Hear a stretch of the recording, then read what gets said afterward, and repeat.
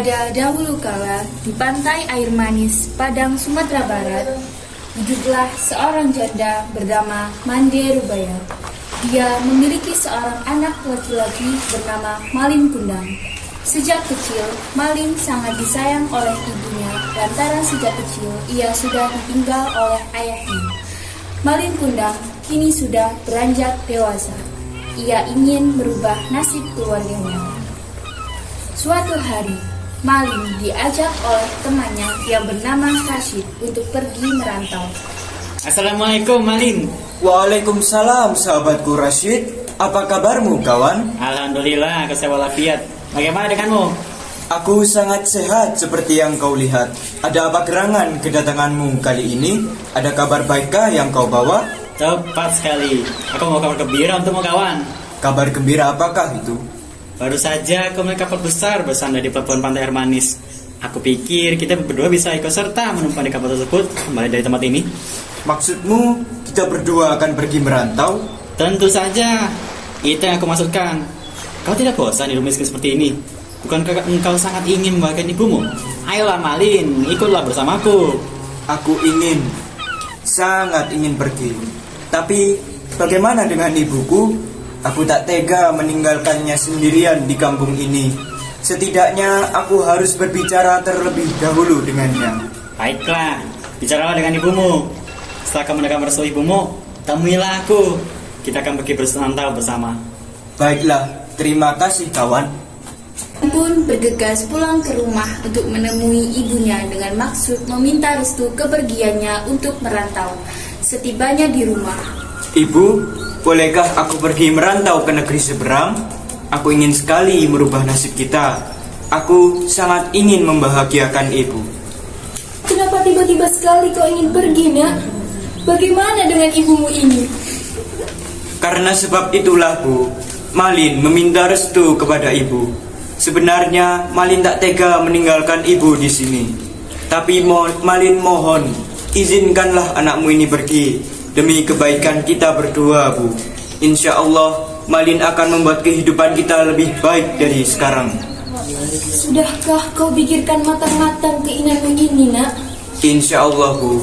Malin sudah membulatkan tekad untuk pergi bersama dengan Rashid dan menumpang kapal dagang yang saat ini tengah bersandar di pelabuhan pantai itu.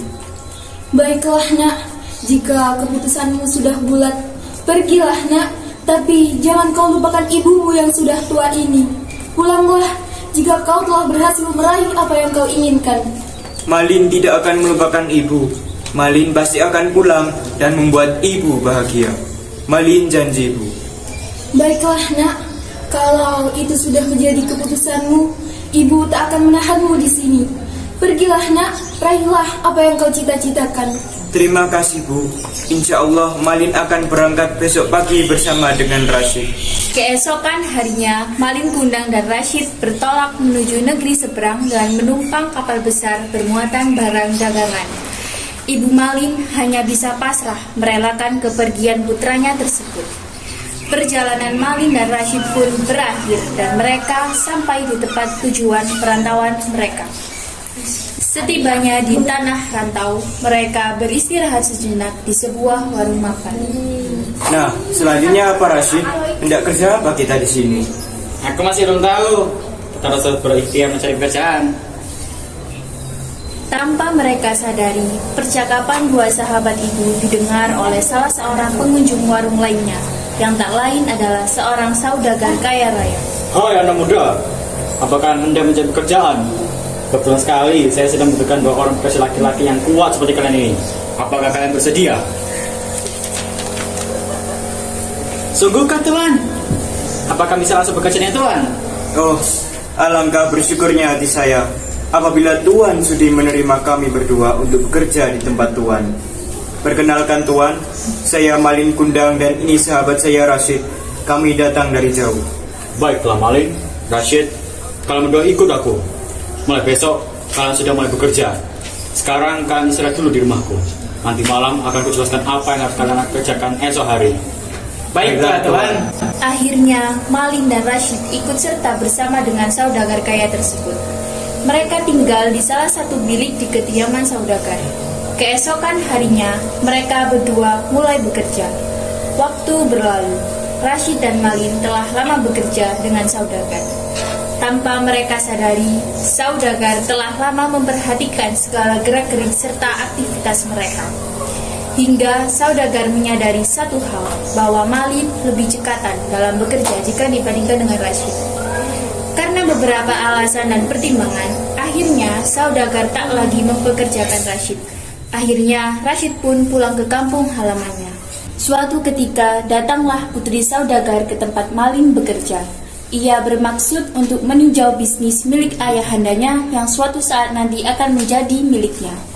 Setelah beberapa hari melakukan peninjauan terhadap bisnis ayahnya, putri tersebut pun diam-diam memperhatikan salah satu karyawan ayahnya. Lama-kelamaan pun ia mulai tertarik pada karyawan tersebut yang tak lain adalah Malin Kundang. Ayah, siapakah gerangan karyawan itu? Nampaknya ia lebih atas kerja yang baik dari karyawan lainnya. Oh, anak muda itu bernama Malin Kundang. Memang ada apa? Tidak ada apa-apa ya. Semenjak hari itu, putri saudagar semakin tertarik pada pemuda bernama Malin Kundang. Ia diam-diam selalu memperhatikan dirinya. Tahun demi tahun pun berlalu. Malin Kundang dipercaya oleh saudagar untuk memegang salah satu cabang usaha. Selama cabang usaha itu dikelola oleh Malin, usaha saudagar semakin berkembang pesat. Karena kesuksesannya, putri pun semakin jatuh hati pada Malin. Hingga akhirnya Malin pun dinikahkan oleh saudagar dengan putri kesayangannya. Beberapa bulan setelah hari pernikahan mereka, sang putri pun meminta suaminya untuk pergi berlibur. Kanda, aku ingin sekali pergi berlibur. Memang kau ingin berlibur kemana?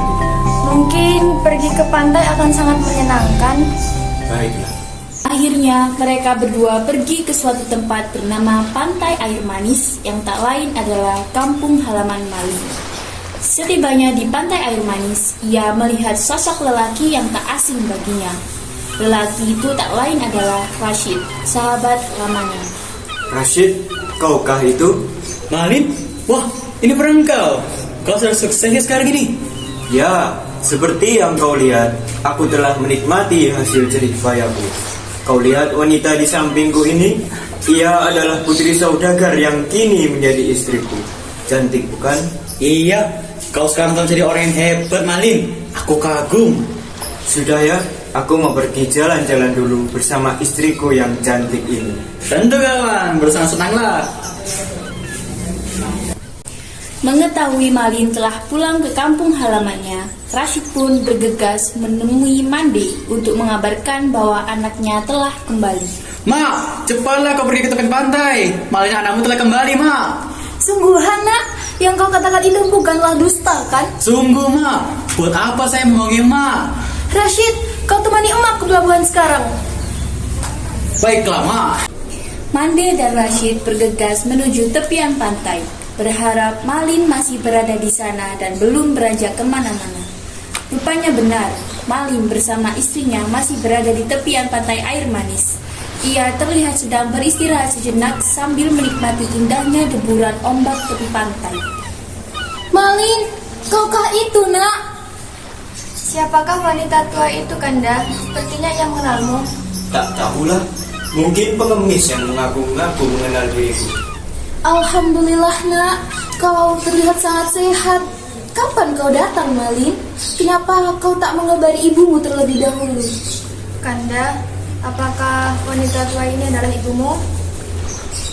Melihat ibunya yang datang dari kejauhan, berlari menghampirinya dengan pakaian compang-camping, Malin pun merasa sangat malu, terlebih terhadap istrinya. Hai perempuan tua, siapakah kau ini? Aku tak pernah punya ibu seburuk engkau. Berhentilah berpura-pura mengaku sebagai ibuku. Malin, ini ibumu, nak. Sudah lupakah engkau? Aku yang mengandung, melahirkan dan membesarkan engkau, nak. Nyahlah kau pengemis, kau bukan ibuku. Mendengar kata-kata Malin, Mande pun menangis, menahan kesedihan yang luar biasa. Ia pun pergi meninggalkan Malin dan istrinya. Mande tersungkur ke tanah sambil menengadah tangan ke atas. Ya Tuhan, apa yang terjadi dengan putraku Malin? Kenapa ia berubah setelah sekian lama? Jika memang ia bukan anakku, maka maafkanlah ia. Tapi jika ia adalah putra kandungku, maka kutuklah ia menjadi batu di tengah lautan, di sebuah kapal yang dinaiki oleh Malin dan istrinya. Kilat menyambar-nyambar, badai semakin kuat, dan kapal besar pun terguling. Kenapa bisa begini? Badai tiba-tiba datang. Ini sangat aneh. Istriku, kau baik-baik saja? Kanda, sebenarnya apa yang terjadi? Aku sungguh tak mengerti, Dinda. Alam sepertinya marah kepada kita. Seketika kilat dengan kekuatan sambaran yang luar biasa menyambar tubuh Malin. Tiba-tiba ia berubah menjadi batu. Ia berteriak sekencang-kencangnya sebelum akhirnya ia menjadi sebuah batu yang tersungkur seperti bersujud. Ampuni aku, Ibu. Maafkan aku yang telah durhaka kepadamu. Akhirnya Malin pun berubah menjadi batu.